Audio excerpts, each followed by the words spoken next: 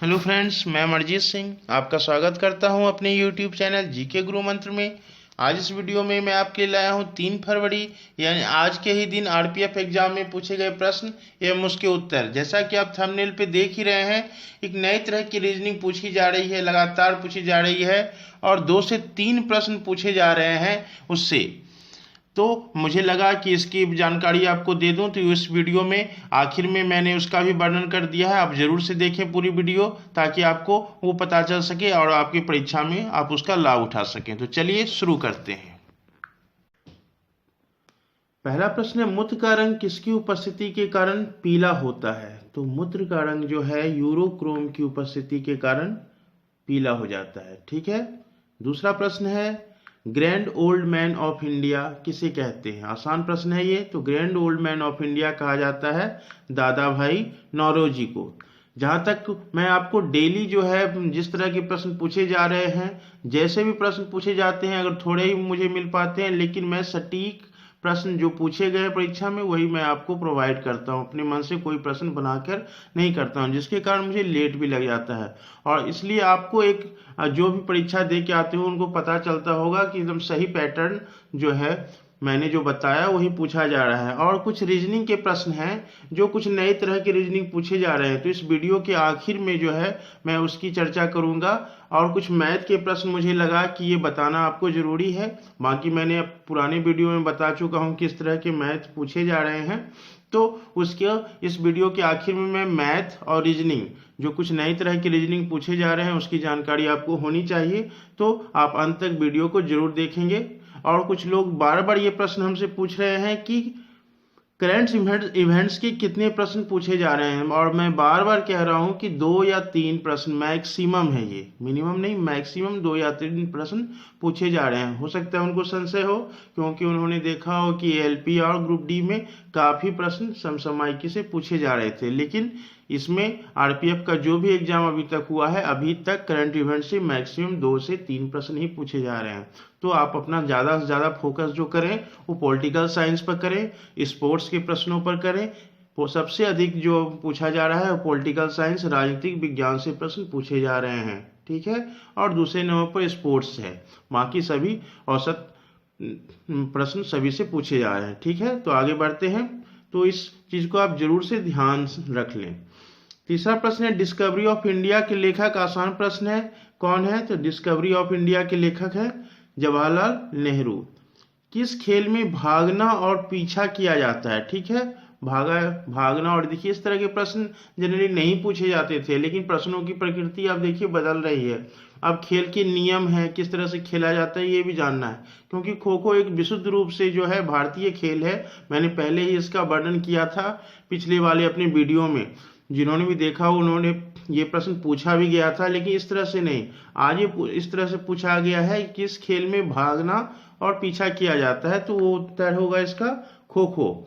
मैं बता दूं कि इसके प्रत्येक पारी में 9-9 मिनट छूने तथा दौड़ने का काम बारी बारी से होता है। पहले एक 9 मिनट दौड़ता है, कोई छूता है। ठीक है। और प्रत्येक पारी में मैच में जो है 4 पारियां होती है, 2 पारियां छूने की होती है और 2 पारियां भागने की होती है। ठीक है। ये तो खो खो का है ये सिस्टम। ठीक है। यही प्रश्न आज पूछा गया था। आगे बढ़ते हैं। उपराष्ट्रपति को कौन शपथ दिलाता है? ये पूछा गया है, या उपराष्ट्रपति की नियुक्ति कौन करता है? तो उपराष्ट्रपति को जो शपथ दिलाते हैं वो है राष्ट्रपति। अगर यही प्रश्न उलट कर पूछ दे कि राष्ट्रपति को कौन शपथ दिलाता है, तो कंफ्यूज नहीं करना है। राष्ट्रपति को शपथ कौन दिलाता है? उच्चतम न्यायालय का मुख्य न्यायाधीश। ठीक है। उच्चतम न्यायालय का मुख्य न्यायाधीश राष्ट्रपति को शपथ दिलाता है और उपराष्ट्रपति को राष्ट्रपति दिलाते हैं। ठीक है। आगे बढ़ते हैं। कारखानों में काम करने वाले मजदूर किस अनुसूची में आते हैं?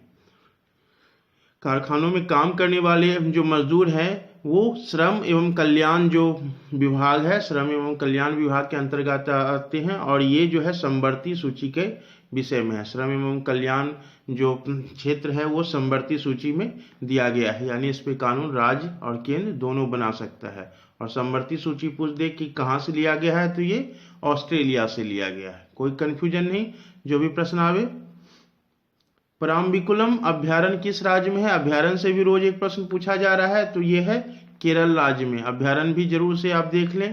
तंजानिया कहाँ स्थित है? ठीक है। वर्ल्ड ज्योग्राफी से प्रश्न पूछा है, तंजानिया कहाँ स्थित है? तो ये पूर्वी अफ्रीका का देश है तंजानिया, ठीक है। दरअसल ये दो अलग अलग राष्ट्र थे, तंगानिका और जंजीबार, ये दोनों मिलकर 1964 में जो है दोनों का विलय हो गया और इसका नाम तंजानिया रखा गया, ठीक है। आगे बढ़ते हैं, बुंदेलखंड में कौन सी मिट्टी पाई जाती है? तो बुंदेलखंड कहाँ से संबंधित है? तो बुंदेलखंड जो है यूपी से संबंधित है, जिसमें झांसी, ललितपुर, हमीरपुरा, बांका, बांदा जिला, ये सारे जो हैं आते हैं। तो समझ रहे हैं? तो बुंदेलखंड एक कहावत भी, एक कविता भी है, बुंदेले हर बोलों के मुंह हमने सुनी कहानी थी, खूब लड़ी मर्दानी वो तो झांसी वाली रानी थी, ठीक है। तो झांसी, ललितपुर, हमीरपुरा, ये सब बुंदेलखंड का क्षेत्र है, ठीक है। तो इसमें कौन सी मिट्टी पाई जाती है? तो कावर, मार और परुआ, इस तरह की मिट्टी पाई जाती है। अब आपके विकल्प में किस तरह से दिया है पता नहीं है, तो ये प्रश्न पूछा गया था। तो जिसमें कावर जो है ये काली मिट्टी का भाग है और लाल मिट्टी का भाग पड़ुआ, और मार जो है ये लाल मिट्टी का भाग है, ठीक है।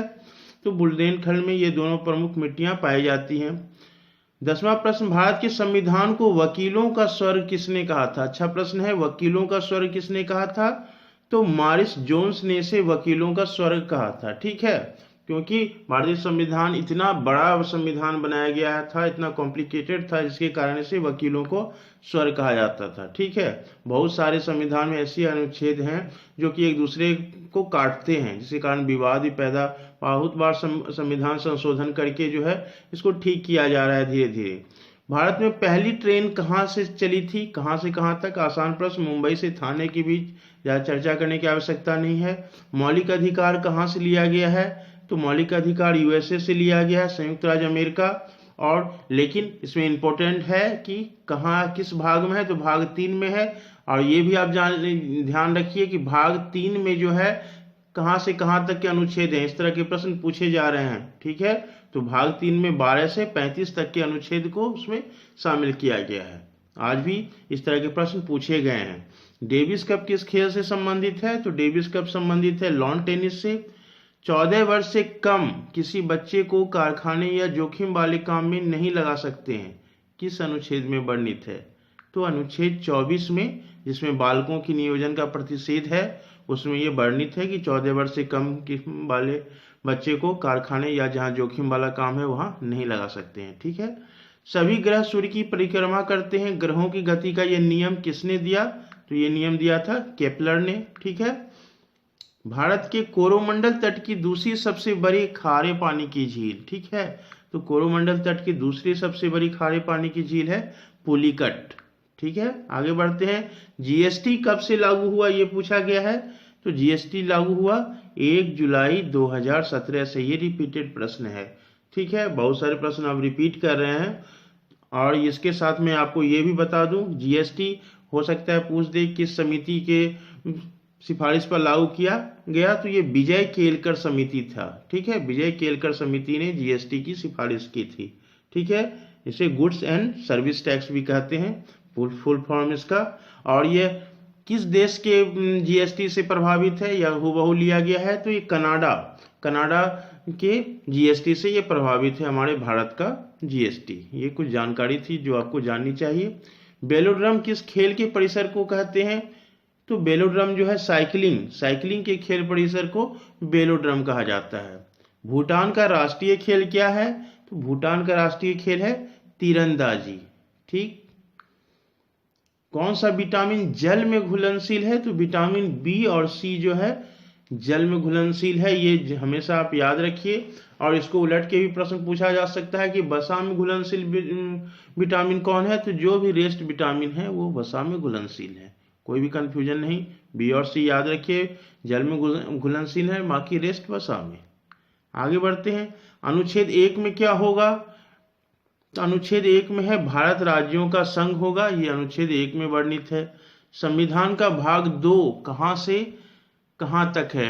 मैंने पहले ही पूछा था कि इस तरह के प्रश्न पूछे जा रहे हैं। तो भाग 2 कहां से कहां तक है? तो भाग 2 में क्या है ये भी जान लें। भाग 2 में नागरिकता है और अनुच्छेद 2 से 11 तक का क्षेत्र जो है भाग 2 का है। आगे बढ़ते हैं, लोकसभा की अधिकतम सीटों की संख्या कितनी है? ठीक है, ये प्रश्न पूछा गया है। तो लोकसभा में अधिकतम सीटों की संख्या वैसे तो 552 है, लेकिन अभी वर्तमान में 545 जो है लोकसभा की सीटों की संख्या है। ये प्रश्न पूछ सकता है किस राज्य में लोकसभा की सर्वाधिक सीटें हैं? तो उत्तर हो जाएगा आपका उत्तर प्रदेश, जहां की 80 सीटें हैं।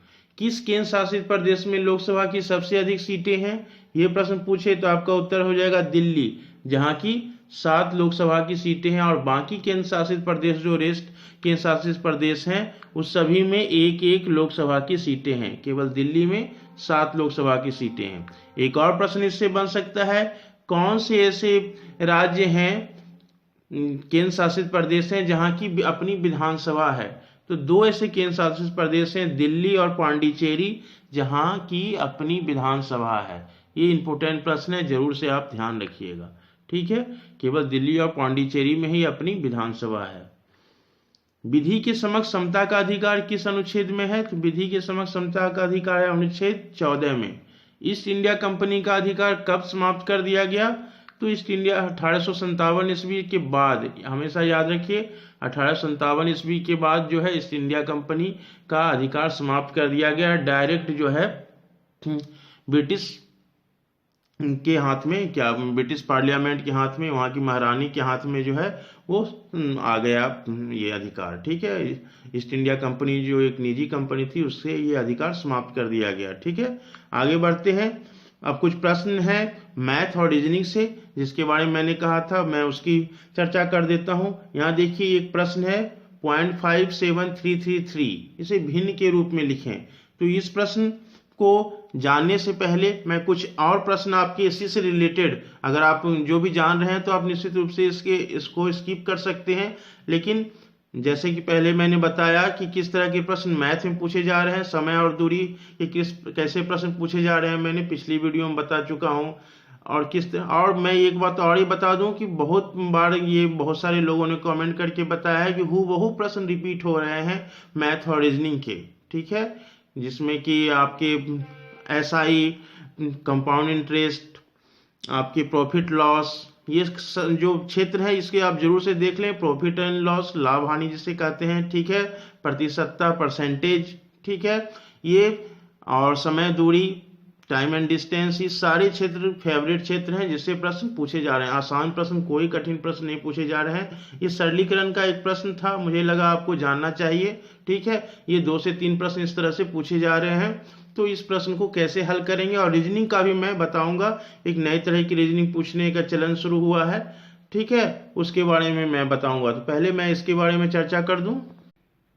वीडियो अधिक लंबा हो जाने के कारण मैंने इसे 2 भागों में बांट दिया है, ताकि आपको भी सहूलियत हो और अधिक से अधिक लोगों तक ये पहुंच भी सके, क्योंकि बहुत ही इंपॉर्टेंट प्रश्न है ये रीजनिंग और मैथ का, जो कि आप लोग को जानना ही चाहिए। इससे 4 से 5 प्रश्न आपके सॉल्व हो जाएंगे निश्चित रूप से, इसमें कोई दिक्कत नहीं है। तो जो लिंक आपको अभी दिख रहा है और मैंने डिस्क्रिप्शन में भी दे दिया है, उस लिंक पर क्लिक करके आप उस वीडियो को जरूर से देख लें। धन्यवाद। अगर आपको ये वीडियो अच्छा लगे तो जरूर से लाइक करें, शेयर करें और कमेंट करना ना भूलें।